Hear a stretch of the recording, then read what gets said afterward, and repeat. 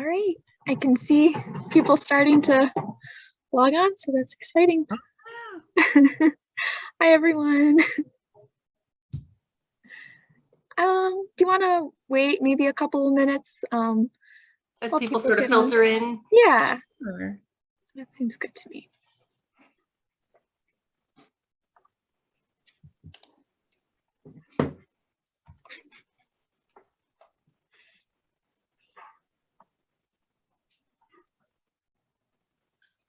Good evening.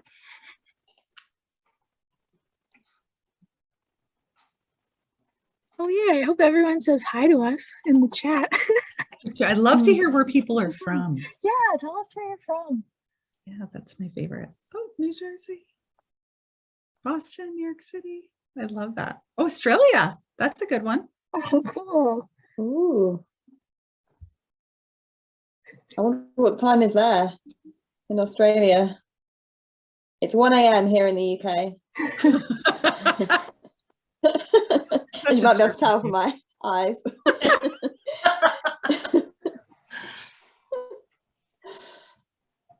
my brother lives near Stockholm. Cold and icy Michigan. Yeah, there's like a... Got a Pittsburgh. Hello. Illinois, Connecticut, Arizona. This is fabulous. It's like all 50 states. Texas, cold and icy Michigan. Yeah, we might have all 50 states. We might. That is exciting. This is the delight of Zoom, isn't it? That just everyone can dial in from all over the world. Yes. I love it. Absolutely. I love it. I love to see the lineup. Aurora, Illinois. I did some interviews for Radium Girls in Aurora, Illinois. So that's a place close to my heart. Very cool. Janet's asked, where are all of you? I'm in England.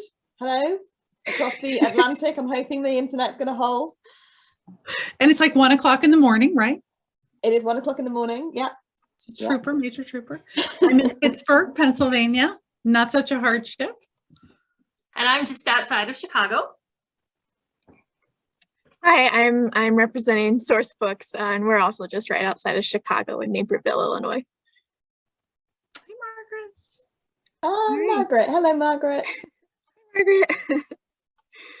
All right. Do you want to go ahead and get started? So hello, everyone. As I said, I'm Madeline. I'm representing Source Books this evening. I'm going to be moderating the chat and fielding questions to our lovely hosts. And before I introduce our host for the evening, I just want to say thank you to all of you for kicking off 2022 with us. I know you have some ambitious reading goals, and Source Books in the ALA are ready to be your guides through a year of books. We're joined this evening by New York Times bestselling author of The Radium Girls and The Woman They Could Not Silence, which is soon to be out in paperback. And as you may have already heard, coming all the way from England, we have Kate Moore. Thanks for tuning in, Kate. I really appreciate it, with the time difference too. It's my pleasure. It's wonderful to be here, and hello to everyone joining us. Really, really excited to see you all. Oh, lovely. All right. And next we have our other New York Times bestseller and USA Today bestselling author of The Mystery of Miss Christie, The Other Einstein, and the much anticipated author of Her Hidden Genius, Marie Benedict. Hi, Thank you so much for having me and for joining us and for launching on this exciting reading adventure. Really, what could be better right now? I don't know. Probably not much. And last, but absolutely not least, we are graced by the presence of Rebecca Vnuk, the Executive Director of LibraryReads. Hello. Rebecca. Hi, friends. All right, now that we have all gotten to know each other a little bit, I'm gonna turn it over to Rebecca, who's gonna tell you about what tonight is all about. All right. Fabulous reading guides and fabulous authors and fabulous books. That's what tonight is all about, right? So thank you all for attending this kickoff. And I wanted to make sure that you are well aware of the Twitter hashtag for these journals. It is hashtag read all year 2022, and I'm sure someone will put that in the chat there so you can visualize it as well. So tonight, of course, we're going to have a lot of fun with prizes and talking about these books, but I wanted to make sure everybody knows that the fun continues all year long, actually, when you participate in the Read All Year social media challenge. So guided by these 3 fabulous books, every month there's going to be a chance to win exclusive gifts tailored to book lovers. So if you follow along with Sourcebooks and the ALA's monthly title pick, post your reading guide entry and be sure to use that hashtag ReadAllYear2022 to take part in the discussion. Then at the end of the year, post a picture of your reading log and you'll be entered to win a free 2023 ALA planner to continue tracking your reading after this is all done. So, got our 3 fabulous books here. You see them there on your screen. This is the planner. Oh, we just had it go by real quick there. There's the planner that you can also buy, but you can also have a chance to win one at the end of the year once you finish your reading challenge. So, thank you for spelling all that out for us, Rebecca. Absolutely. That's awesome. And I'm super excited to help you guys win all these fun giveaways that are going to be happening through the year when you post with the hashtag ReadAllYear2022. So speaking of giveaways, I think we should start with one right now. In the next slide, there will be a fun trivia question for you to answer. And the first person who has the correct answer in the chat is going to win a bundle of all 3 of the ALA reading journals. Woo, so exciting. All right, should I count down or just switch over? What do you guys think? Maybe a countdown? Countdown. Sure. Okay. All right, in 3, 2, 1. Bing! Which YA title doesn't have a movie adaptation yet? Okay. Oh man, you guys are fast. Wow, You gotta watch these librarians. They know things. that is incredible. Question, and I had to think about it for a little bit. Yes, but you are right.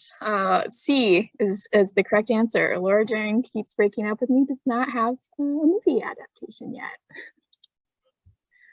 Also, I don't think I can type that fast. I'm just saying. I mean, those things were flying in there. It's impressive. My screen shut off now, but I think it's back on. Here we go. All right.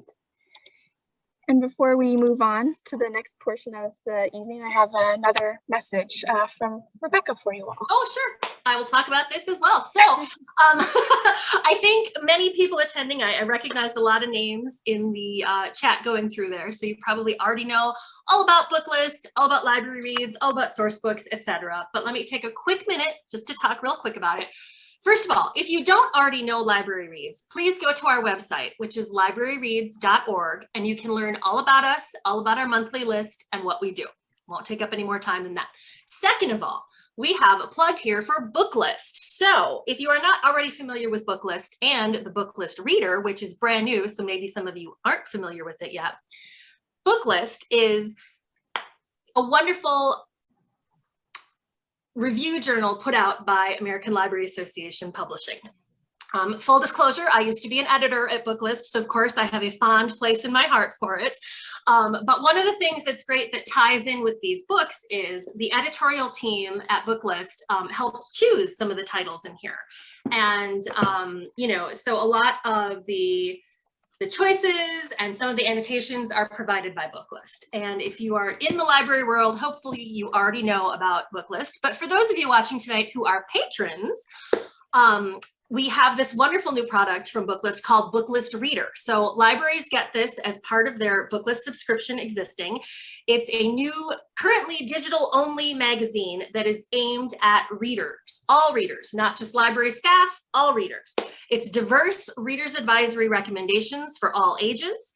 To get more information on how to get this online, how to talk about it with your patrons, if you are a patron, how to talk about it with your library staff, go to booklistonline.com/reader-issues. It's there at the bottom of the screen there.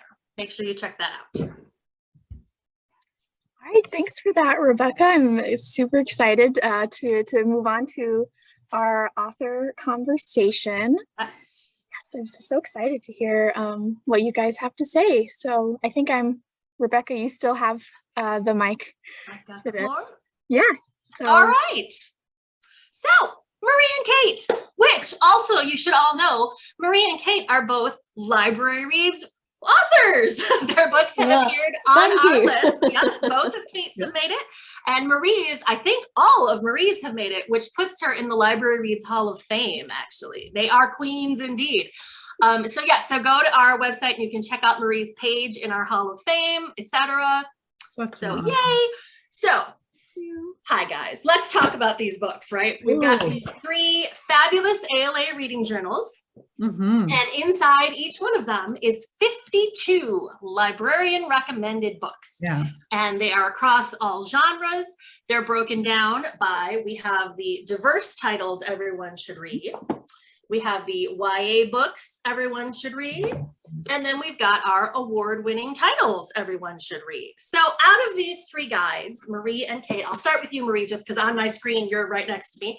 So it feels like you're right next to me in the room, right? I feel like we're together, right? Right.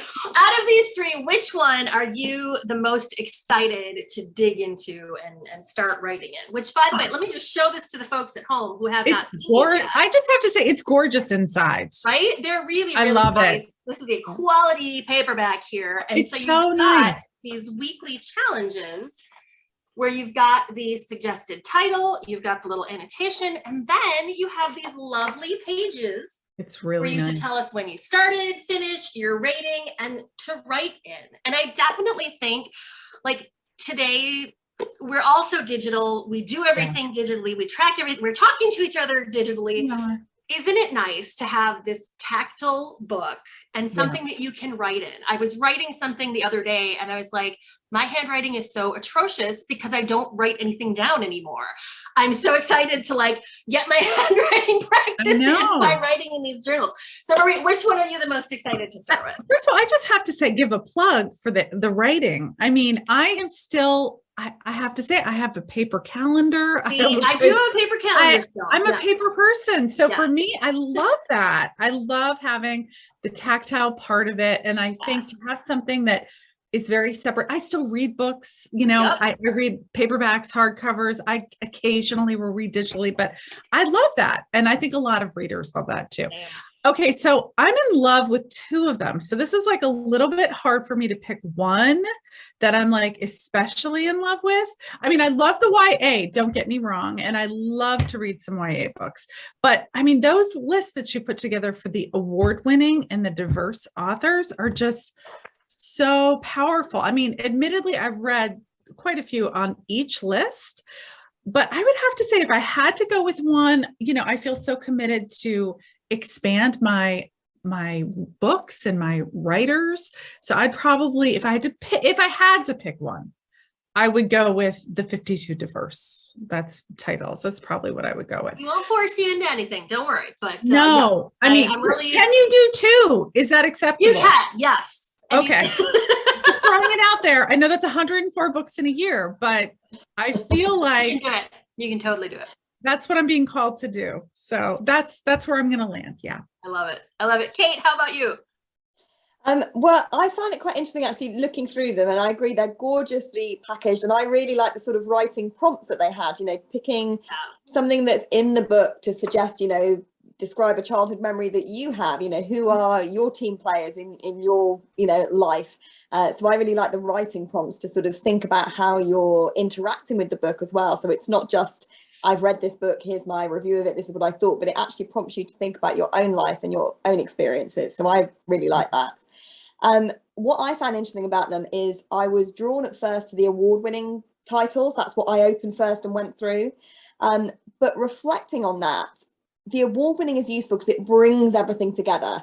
But if you really wanted to, you could do your own independent work to go and find out, you know, which books won those awards in those years. So I actually think the other 2, because they are, you know, so much librarian curated, they give you access to recommended books that you can't find by thinking, oh, I really like that prize, so I'm going to go and look what, you know, who won that prize in, you know, the past 5 years. So I think for that reason, the diverse and the YA are really helpful for readers to give you, you know, insight and access to titles that might not otherwise cross your path. A bit like Marie, I'm kind of torn. For me, the YA was excellent because I've got young nieces and nephews, and I was like, oh, that sounds amazing. I'm going to get that for Toby for his birthday, and I'm, you know, Millie would adore that book. So I find it useful to think about friends and family as well, to think, okay, that would be a great book for them that I've not heard of. They won't have heard of it. Let's go with that. But again, a bit like Marie, to pick diverse. For me, you know, being a white person, it's really great to be, you know, to have that exposure and that access to writers that I would otherwise not necessarily have come across. So I would plump for that one, because I think it's really great to have access to different stories, you know, different people's experiences. So that for me would be the one that I would commit to, I think. Yeah, me too. Fabulous. Fabulous. Now, one of the things that we've sort of touched on already here is that the books that are in here are all currently out and published, right? Mm-hmm. And I definitely love that. I feel, because of the work that I do with Library Reads, right? I know everything that's coming out next month and in 3 months and in 6 months. And I always sort of forget about all that other stuff, good stuff that's on the shelf. And that's what makes these really wonderful. These cover so many different genres and books published from so many different times, right? And that to me is very exciting about that. I can be like, oh my gosh, I skipped that when it was so popular, or oh, hey, I haven't heard about that one yet. So I think probably a lot of the people who have already gotten these or are looking through them are going through and they're probably looking at some of these titles, and then they're looking at their to read pile, their TBR pile, or their to read list, saying, oh, look, now I've got something prompting me to actually take that off my pile. So I would like to know from you guys, yes, are there any titles that you are ready to take off your TBR pile? And do you have any tips for us on managing these piles of books? I go through and weed mine out every 6 months or so.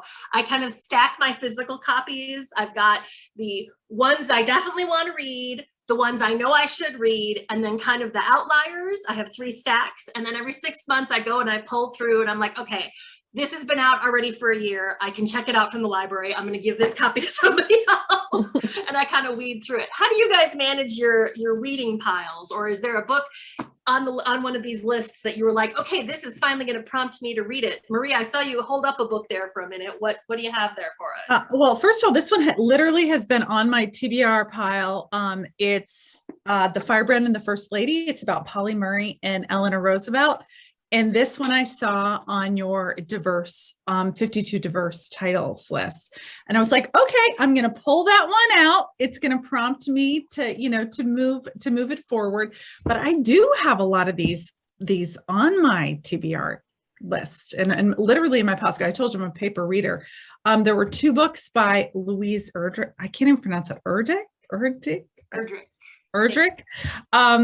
Roundhouse and Night Watchman. I love her, but I always think to myself, I need to get back into her books. And I had one of them, honestly, an ebook, and one is a paper book.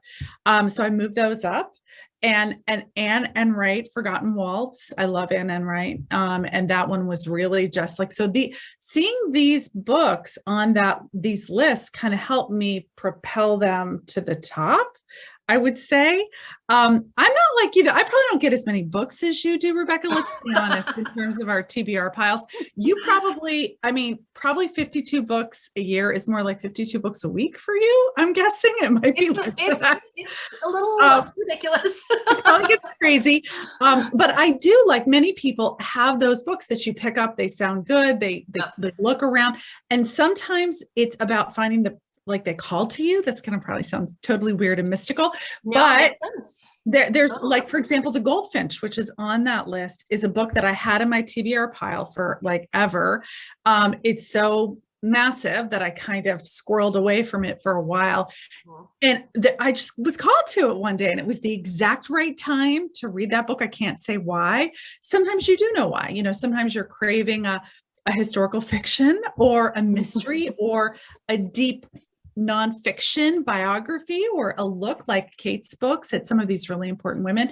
So I feel like this book can help prompt that. And I do think if you have your TBR piles whether they're digital or paper, if you have them organized, this is what I do anyway, organized in that way, it helps you kind of zero in on them when that mood strikes you, right? So when you're feeling the pull of the nonfiction, it's easily available. When you're feeling like, sometimes I like mysteries and thrillers too, and sometimes I just want that kind of book, right? And if I have them all kind of ready to go, I can work my way through those piles a little bit easier, because it is crazy and unwieldy. I will say that.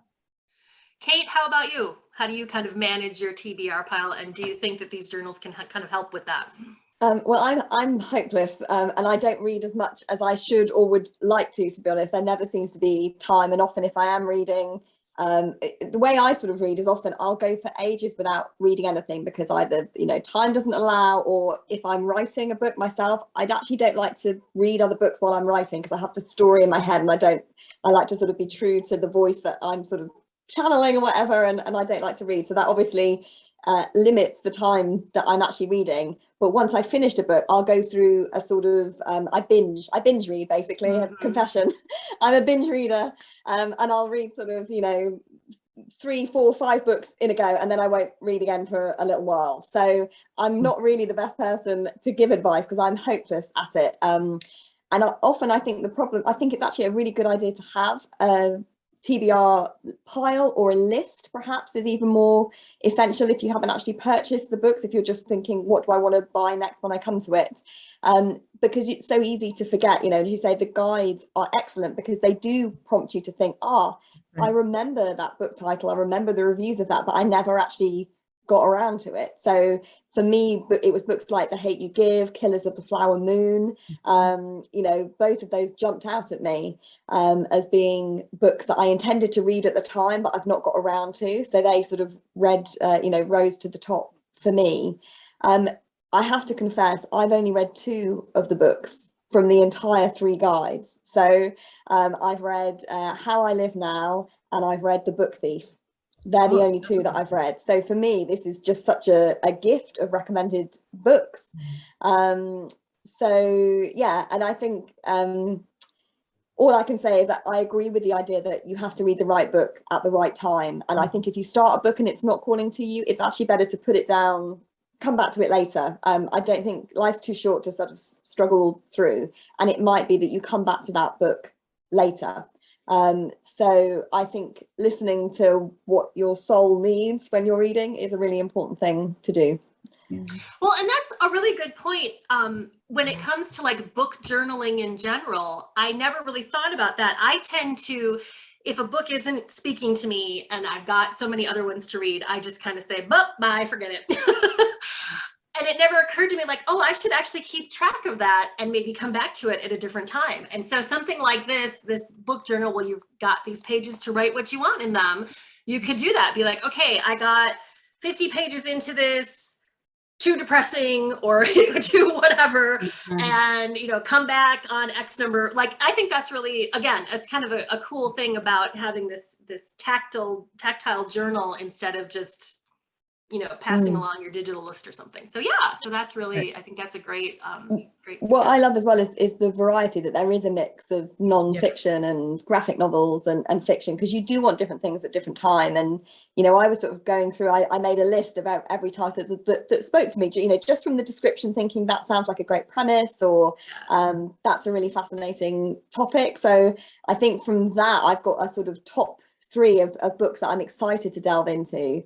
One of them was on both the diverse and the award-winning list, I think, Just Mercy, which is about miscarriages of justice. It's a non-fiction title. It sort of intersperses, I think, the author's sort of personal experiences. I think he's a sort of law graduate or something who goes on this sort of journey, interspersed with, a personal story of a miscarriage of justice that he experienced, find someone who's experienced that and tells their story interspersed with his own memoir.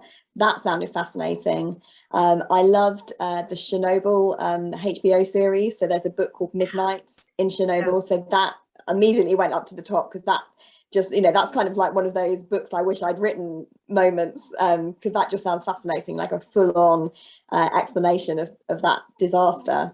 And then the other one that spoke to me, something completely different from the YA list, was The Earth, My Butt and Other Round Things.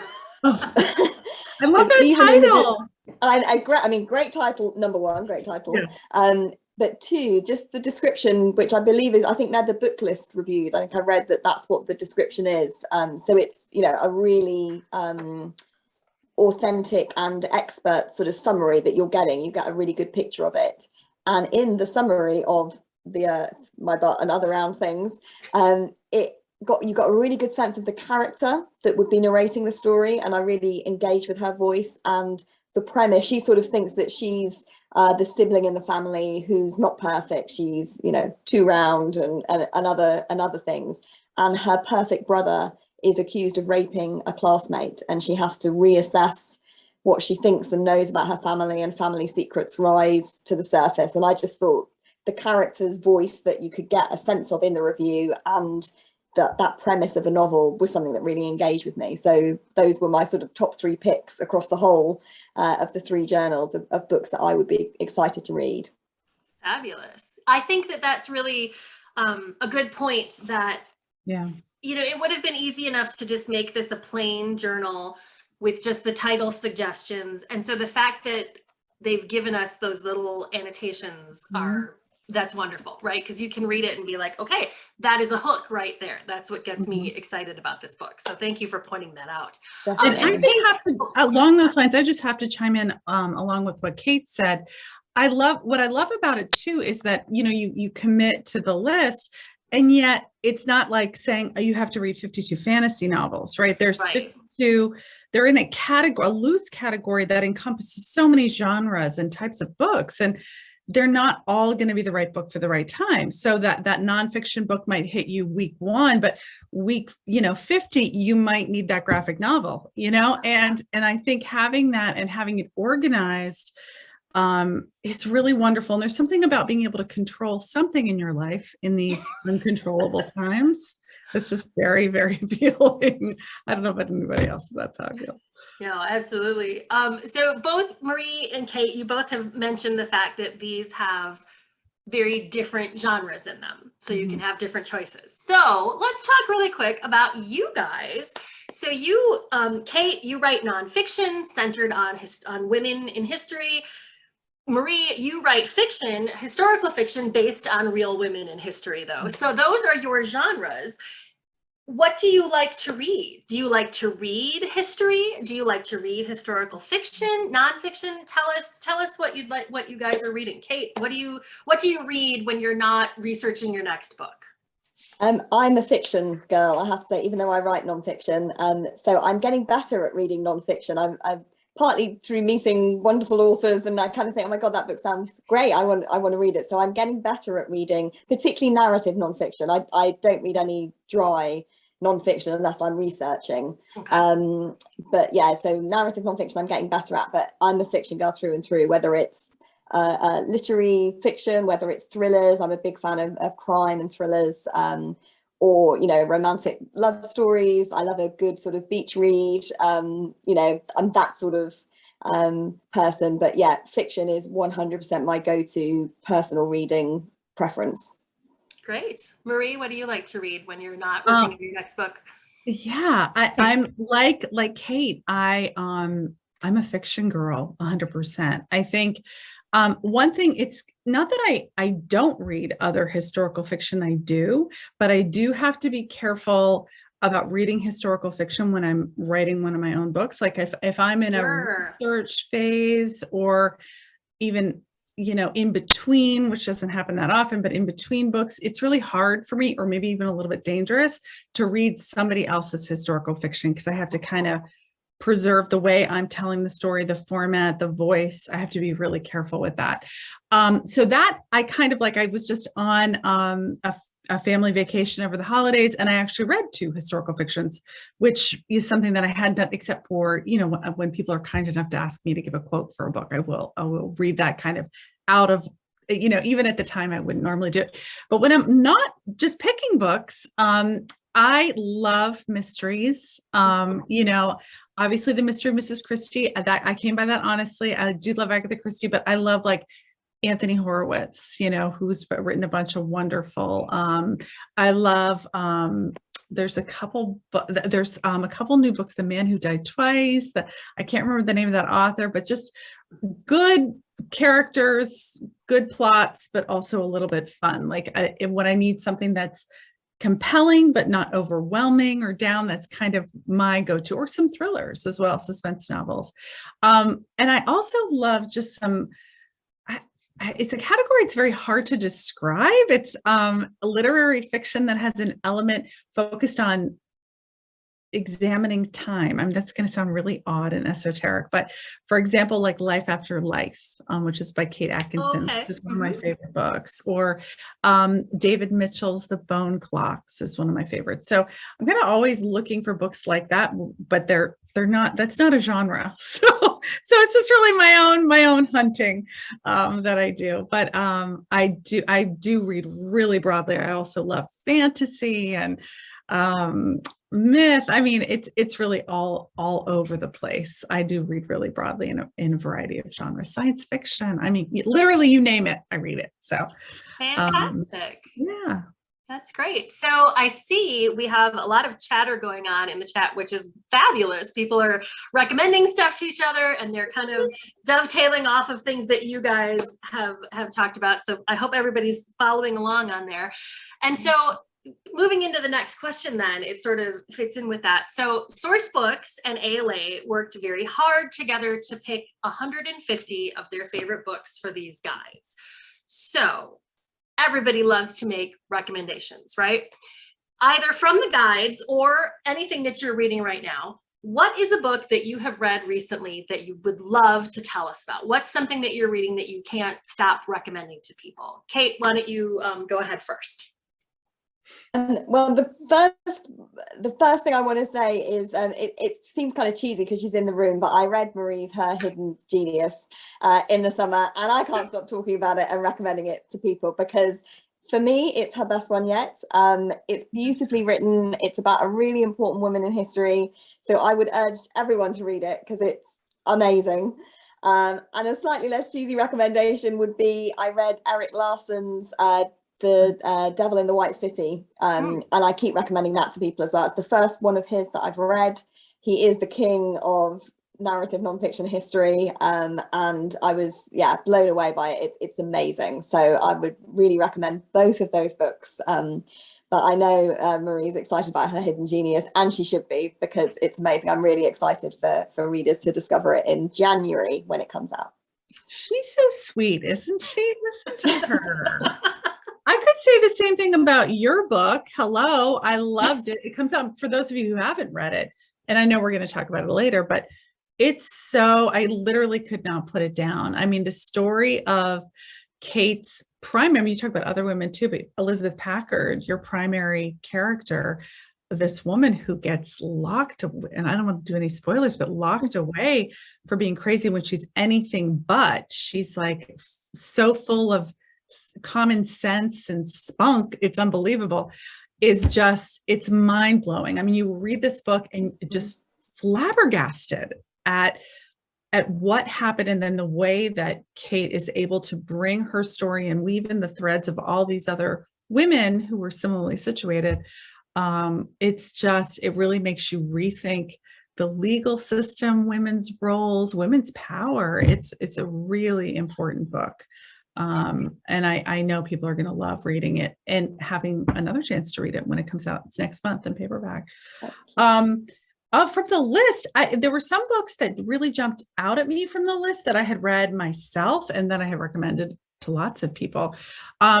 These are two of them, and I know I just said I don't read a lot of historical fiction, and both of these follow in this really weird category of almost like magical historical fiction. One is The Water Dancer, Ta-Nehisi Coates' book, and Washington Black by S.C. I cannot pronounce the last name, Edukian, I think. They're actually, I think, on both lists. Water Dancer's on both diverse and award-winning. Washington Black may only be on the diverse list, but both incredible narratives about escaped slaves and what transpires, and The Water Dancer also has this magical element of conduction, and which is really a form of looking at The Underground Railroad. They're both really powerful, excellent books I would recommend. Really genre defying, which I love. I love it when people mix it up. Two other books that I have recommended to lots of people, and one book which I actually did myself with my sisters for younger readers, The New Kid by Jerry Craft. Is an incredible book about a young boy who's one of the only Black students at a private school. It's a graphic novel, really fantastically written. My own son just finished it. He actually, through a friend, we may have him come and speak at our school. I was just so moved by this book, and the way he told the story, and just the ability to give young readers to look at the world through somebody else's eyes was just really, really powerful. But the one, if I had to pick one, okay, so now that I've said like a million, is Me and White Supremacy by Layla Saad. For people who don't know what it's actually a book you do. I think Layla describes it that way herself. It's a book for white people about challenging our perceptions about Black people and people of color. And I actually it's a workbook. It's a book you read and a book you do. And I did it with my sisters we started at the beginning of the shutdowns a year ago, March. And just as it so happened, the Black Lives Matters movement kind of came to fruition during that time period as well. So we did the book together over a couple of months, and it was such a powerful, eye-opening experience. And I think when people come to that one, if they do the diverse title list and they choose to tackle that's one that they should definitely do, but allot some time to do it, because it's a powerful book that'll really stay with you. So, and that's just a couple. I mean, I could go on and on, but yeah, those are the four that, from the list. And of course, Kate's book, which I assume she's going to tell us a little bit more about. Yes, we will wrap up our kind of section with that. But I want to, since you just mentioned that, some of these books are going to take people longer than a week to get through, right? Yeah. So let's talk about that really briefly. So a lot of people are going to look at this and say, okay, I have 52 books in a year. That's my challenge. Book a week.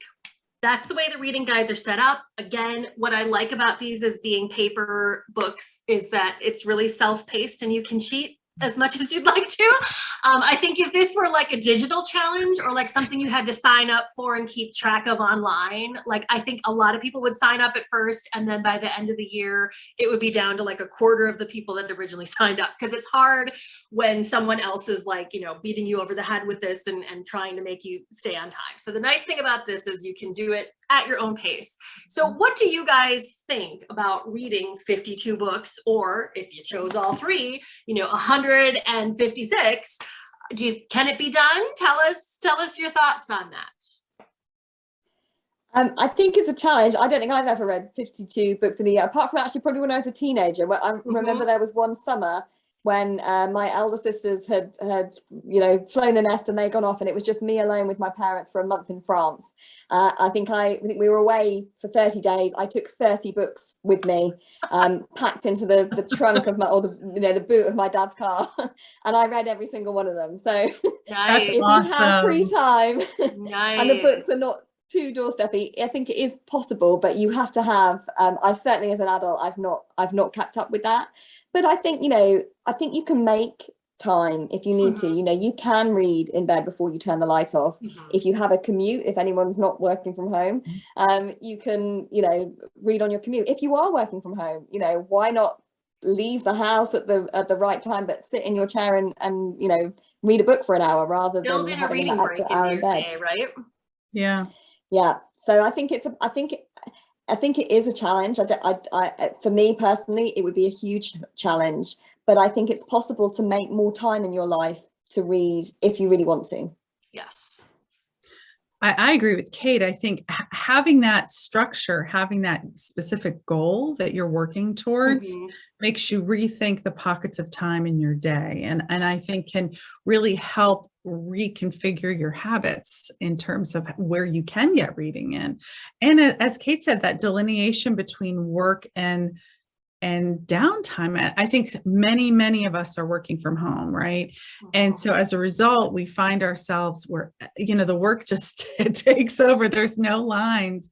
And I think to have something to say, okay, this is my lunch hour, even though you're still sitting at the same desk in the same house you've been in for days, and you bring out your book and read for half an hour. I think to look at it in that way, it makes it possible. And to look at different means, like, are you doing errands around the house? Maybe one of your books is an audiobook, right? Maybe one of your books you listen to as you make dinner and, or fold the laundry, and you're working in a book in a way that you hadn't even thought of before. I have one of my friends who is the best reader and probably reads like 500-600 books a year. That is what she does. She has an upstairs book and a downstairs book. She's an audio, and she is an audiobook that always going. And that allows her at any given time to work her way through 3 books. And it allows her to make sure she's maximizing her reading time. So I think we could all take a page from Susan's book and do, pardon the pun, and that's one way to, in a very structured way, to get 52 books in. That's a good suggestion. Lots of people in the comments coming through here saying audiobooks are the way to go, especially right now. I think when people are not necessarily on a commute. I used to have to take a bus and a train to get to my library about an hour away from my house. And the 2 years that I worked there, that's when I was reading like 4 books a week, because I had 2 hours a day just sitting on the train. And that was getting me through it. But like Kate said, a lot of what I do is reading before bed. I can always find, and it's better for you. All those studies that say looking at your phone before bed is terrible for you, is the blue light, and it keeps you awake. So I definitely try and sort of leave my phone downstairs, have a book in bed with me. That's how I speed up my reading a little bit better.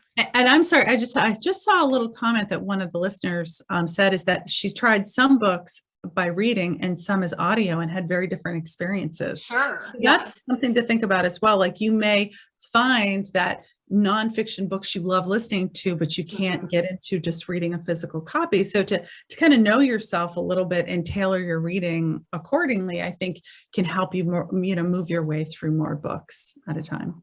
Yes, definitely. That's really, everybody get into audiobooks.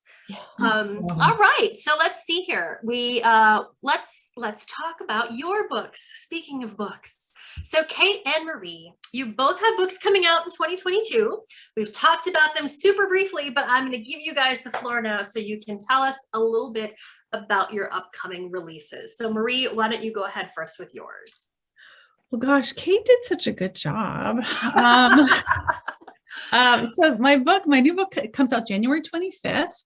It's called Her Hidden Genius. And it's the story of the brilliant British scientist, Rosalind Franklin. She was a gifted researcher and really genius in multiple disciplines in science. And through her laborious efforts over a multiple year period, she really discovered the structure of DNA. However, she had difficulties with one of her coworkers, Morris Wilkins, who did not enjoy having a female colleague. And without her knowledge and without her permission, he gave access to her research and her photographs. She did a technique called X-ray crystallography, which was this very new, very difficult method of capturing almost atomic sized, molecular sized images. He gave those images and that research to 2 other scientists at a competing university, Cambridge. People you may know, now famous, Francis Crick and James Watson. Within several weeks of getting access to her research, they wrote a paper which was published in Nature, and they ultimately won the Nobel Prize for the discovery of the famous double helix, which she had in fact discovered first, and she did not. So the book very much explores this pivot, this incredible woman, this immense legacy that she left behind, and the way in which women scientists their contributions have been marginalized and suppressed. So it's obviously an issue that is still ongoing to today, but Rosalind Franklin's life really throws that issue into bold relief. But there's one other thing about her, which I think is really important, and that is the way her legacy lives on today. In the years after she discovered DNA, she had an incredibly prolific time researching the structure of RNA and viruses, the microstructure of viruses. I don't want to say what happened to her, but she was unable to complete her research, and her colleague completed it and won the Nobel Prize. And most people think that had she been able to move forward, she could have won one, if not just one, but maybe 2 Nobel Prizes. But as I was writing this book, COVID and the world around us was exploding. And I learned that the research that she did in the years after DNA, for which she, people really know her best for, is fundamental to our understanding today of COVID and the creation of vaccines, the COVID vaccines. So her legacy is so much vaster and wider than the double helix of DNA, which of course is world changing. But her legacy is one that we are resting our recovery, hopefully, from this pandemic, really rests upon Rosalind Franklin. It's very timely then. I bet this, did you write this pre-pandemic? I mean, I know it's coming out now, but when, so did you? Well, I mean, I had committed to writing her story before the pandemic. Okay. And I had started it, but I actually completed it during the pandemic. And a lot of those decisions I made about exploring the vastness of her legacy and really tying her legacy to modern times, those were evolving real time. Yes, that's what I was wondering. Okay. So it definitely propelled me towards her and towards certain elements of her story, for sure. Awesome. Wow. What I particularly loved about it, I just want to add, is the page turning drama of it.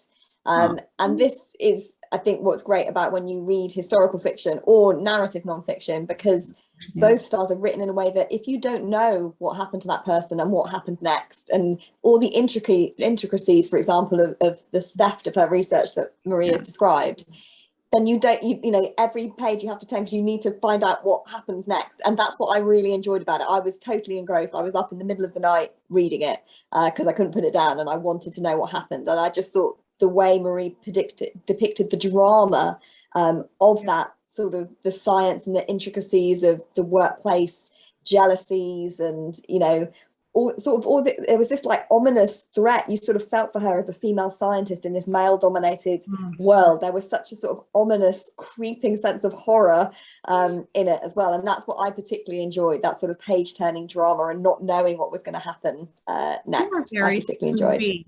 But thank you for that, because I think people perceive science as really dry. And believe me, I did not depict the 100 hours it would take to get one of her photographic images, because that would be like watching paint dry. But there certainly was a lot of very tense, suspenseful moments, both in the discovery of DNA and the way in which her information was taken from her. Yeah. Thank you. Real life drama For sure. Hey, tell us about your next book coming up. Well, real life drama is the phrase for it, really. Right? There we go. Speaking of real life drama. The next publication I have coming up is on February 22nd. And as Marie mentioned earlier, it's the paperback edition of The Woman They Could Not Silence, which published in June 2021. And it was a LibraryReads pick. Thank you so much for choosing it. And it's been fabulous since the book came out. I was absolutely thrilled and so grateful to Goodreads readers, because they just voted it the runner-up for Best History in the Goodreads Choice Awards. And I just have to sort of pinch myself that stuff like that happens. Radium Girls won that prize when it came out. And for my next book to be the runner-up in that competition just blows my mind that it's done that. So if you were one of the readers that voted for it, thank you so much for voting for it. And what I also love is I've had so many emails from readers saying that they see parallels in their own lives with Elizabeth Packard's story. And that was kind of my impetus for writing this book. because I could see that the issues I'm exploring in it are still so relevant today. So the woman they could not silence is Elizabeth Packard. And her story starts on the cusp of the American Civil War in June 1860. And the book starts with Elizabeth, who was an Illinois housewife and mother of 6. She was 43 years old when the book opens. Starts with her lying in bed in her marital home. And the book starts with a simple question. What would happen if your husband could commit you to an insane asylum just because you disagreed with him? That's what happens to Elizabeth. And it happens simply because she believes, as she put it, I, though a woman, have just as good a right to my opinion as my husband has to his. But Elizabeth is living in 1860, and that's a time where women are regularly committed for acts of self-assertion, even for simply reading novels. So any woman devouring these guides that we're discussing today, choosing to read a novel in 1860, you could find yourself incarcerated in an insane asylum.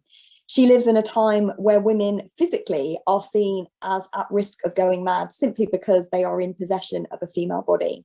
And she lives in a time where husbands, by law, can lock their wives up in asylums simply by request, and specifically without the evidence of insanity required in other cases. But make no mistake, as I said, this is a history book with very modern issues at its heart. It's a book about how women, sane women who are simply assertive or ambitious, women who struggle to find a voice and then use it, are liable to be called crazy. And it's a book that charts Elizabeth's own journey, the journey to find that voice and to learn how to wield it almost as a weapon. Elizabeth begins to keep a secret journal in the asylum. She finds that voice. She rises above the challenges that she faces. And it's an inspirational journey about becoming who you're meant to be and using all the powers that you have curated inside yourself through life struggles, using them to make the world a better place. It's a story that's packed full of drama. There's courtroom drama, there's a twist of gothic horror taking you inside the realities of those 19th century insane asylums. It's got dastardly villains, it's got this compelling heroine at its heart, and above all, it's about a fight against injustice, that I think everyone can get behind. And I'll just leave the last word in this description to Elizabeth. She said some amazing things. She, as I say, she was a writer, and I quote her throughout the book, so you can really get that intimate narrative as you're reading. You hear from her in her own words. She said, "Women are made to fly and soar, not to creep and crawl as the haters of our sex want us to. I will not hide my light under a bushel. I will set it upon a candlestick, that it may give light to others." And I hope anyone reading her story will be inspired and feel that light inside themselves. Thanks. That's wonderful. That's wow, so what good. what a great way to like close that part off. Awesome. Wow.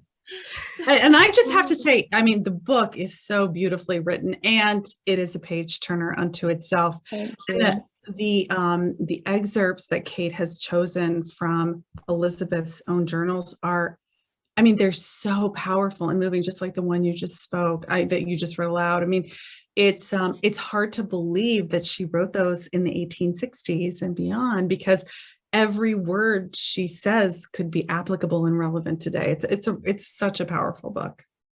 Thank you. She was a powerful woman. She it's been a was. real honor to tell a story. Yeah, she was very powerful.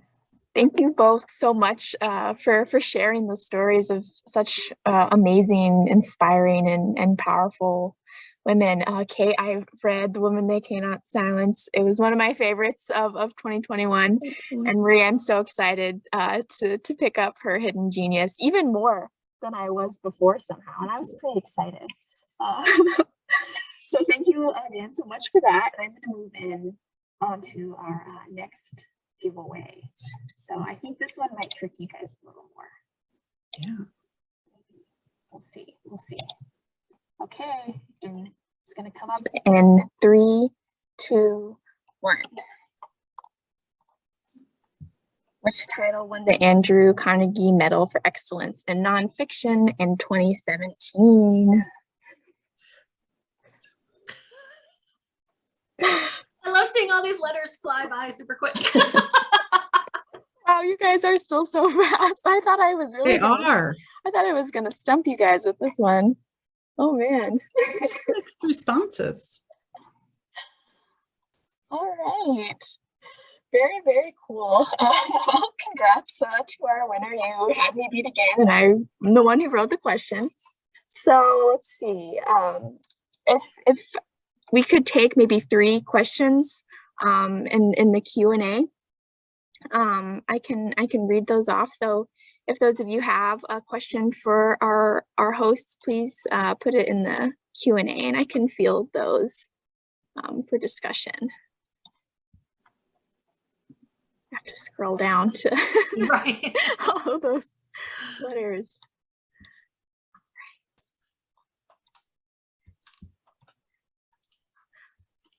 Well, I know that I have a question, and it's Kate. Did you get as much snow in England as we did here in Illinois? Because I had to dig my car out a couple of weeks ago. No, sadly, where I am, no snow yet. We normally get it, to be honest, sort of January, February, more than these sort of months, kind of at the end of the year. So no snow yet, but I can keep you posted if there is any. Yeah, please do. And we have another question for you, Kate. How did you come across Elizabeth's story? So as I sort of said at the top of my description of the book, I was inspired by modern day issues rather than the history issues. It was a bit of a sort of back to front genesis of the book, because I decided on the topic I wanted to write about before I found the, human person about whom I would write their biography. And I don't really think of it as a biography of Elizabeth. It's very much a snapshot of 10 years of her life. The 10 years that, all these incredible dramatic things happened to her. So I was inspired by the Me Too movement in the fall of 2017. And what really struck me about that time wasn't that women were speaking up, because I think, to be honest, we always have. People have always called out rape, sexual harassment. The difference was that finally women were being listened to and believed. That was the crucial difference. And it got me thinking, well, how have women been silenced in the past? And I realized that for centuries, whenever women have used our voices, we've been called crazy. Our mental health has been wielded as a weapon against us, to silence us, to try and take our power away from us, and literally sometimes our liberty too. And so I decided that's what I wanted to write about. And therefore, I went looking for a subject, because I wanted to use one woman's story almost as a sort of microcosm for what is happening in wider society, even today. And I didn't know when I started who it was going to be, even what era I was going to find her in. My early research actually focused more on the 1950s and 1960s, reading about electric shock therapy and lobotomies, for example. But I found that actually a lot of those stories that I was uncovering, and it was quite easy to find stories of same women, being psychiatrically institutionalized for speaking up and speaking out. But they were depressing stories, because they ended with the woman being silenced. If you have a lobotomy, there is no you left. And so I had to go further back, and I found Elizabeth in a random university essay that I found online that was about lunacy in the 19th century. And that first reference was just a single paragraph, a mention of her name. And then I Googled her. And as I read more about her story, realized the drama of it, realized I had this rich resource of her own writing to draw upon, realized how amazing she was, that she wasn't silenced by her experiences. In fact, they made her even more determined to use her voice. I realized she was the one, and that's how I came to her story. Wow, that's great. That's so fascinating to hear about how you get your inspiration for these amazing stories. I have another question. This one's for both of you. It's, what is the last book you gifted to someone or did you receive any books this holiday season, and what were they? Wow. Do you want to go, Marie? Sure. This year I gifted a ton of books. I gave to my father, I gave John le Carré's new novel, Silverview, I think it's called. To my brother, I gave Nick Offerman's latest book, if you guys know him from Parks and Rec. To another brother, I gave Amor Towles' new book, The Lincoln Highway. To one of my sisters, I gave Lauren Groff's new book, Matrix. To my mom, I can't remember. I gave books to so many and bazillions of books to my kids. One of which was the new kid, the Jerry Craft book that I mentioned. That's why he just finished that. I myself, did I get any? I got Great Circle by Maggie Shipstead. I don't know if anyone's familiar with that one. And I gifted myself a lot of books for Christmas. I love those kind of Christmas presents. You know what? Who else is going to buy these? And they are now sitting in my TBR pile, waiting for me. So I need to get organized and get myself going on my ALA 52 diverse books and get organized with it. But yeah, so that's just a smattering of books. People know that if they have me for Secret Santa, or if they are going to get a gift from me, it's almost always a book. So like it or not. Well, I gifted a lot of books as well. Off the top of my head, the ones I remember, one came about because I asked Twitter for help buying a book for my 10-year-old nephew. And I got, I think it was the Honest Dog bookstore replied and recommended The Wild Robot. So I got The Wild Robot for my 10-year-old nephew. He hasn't read it yet, but it's had amazing reviews. So fingers crossed it's going to be a winner. And I got for my mum a Meg Waite Clayton book, The Last Train to London. And I did an event with Meg. There were sort of about 10 of us authors, did an event with her back in the summer, and just loved the way she spoke and the way she described her book. So I got it for my mum. She's already halfway through it, says it's really fantastic, brilliant historical research, really engaging characters, really well written. So anyone's looking for another historical fiction book after they read Marie's Her Hidden Genius, The Last Train to London by Meg Waite Clayton is apparently fabulous, according to my mother.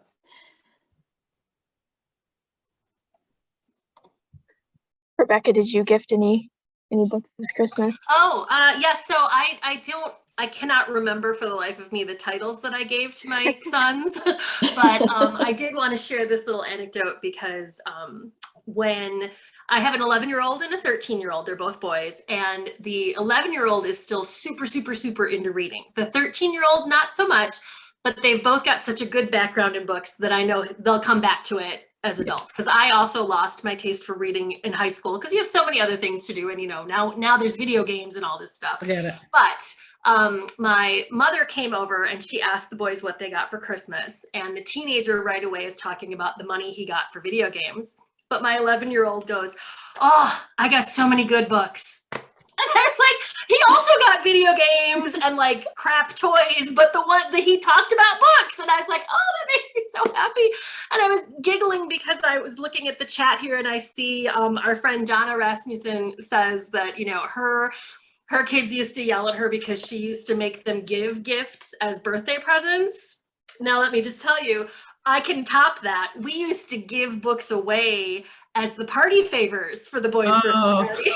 That's a great idea. Kids all loved it. I would have a box of just picture books and whatever. It was mostly when they were littler, and that's what instead of these bags full of whistles and candy and stuff that parents don't want, the kids got to take a book. And so I love that. So that's a great idea. Brilliant gifting there.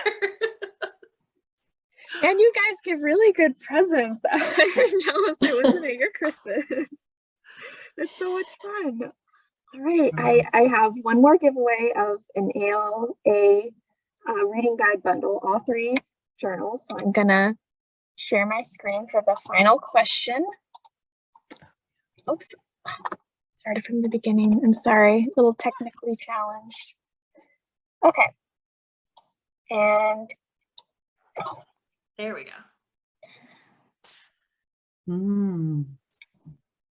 I see some answers coming up. Oh my gosh, you're so fast again. I'm so very fast. But yeah, it's me. So congratulations on having such great bookish knowledge, all of you guys. Like I said, I'm totally impressed with how fast you guys can answer that. All right. Well, thank you, Rebecca, Marie, and Kate for joining us tonight. That was amazing to hear about your projects and the reading you're looking forward to this year. And thanks to our audience for tuning in and keeping the chat so lively. I got some great TBR organization tips from you, of course, but the chat had some great suggestions. So I'm definitely going to read through that again. And I would just like to say to our prize winners, please reach out to the email provided to you to claim your bundles. And if you're in this meeting, please keep on the lookout for an email, because one of you is the lucky winner of Marie and Kate's new and upcoming book. Yay. Marie's Her Hidden Genius and Kate's trade paper of The Woman They Could Not Silence. So fabulous. Thank you all and have a great night. Thank you. Bye. Thanks for coming. Happy reading, everyone. Nice to see everybody. New Year. Happy reading.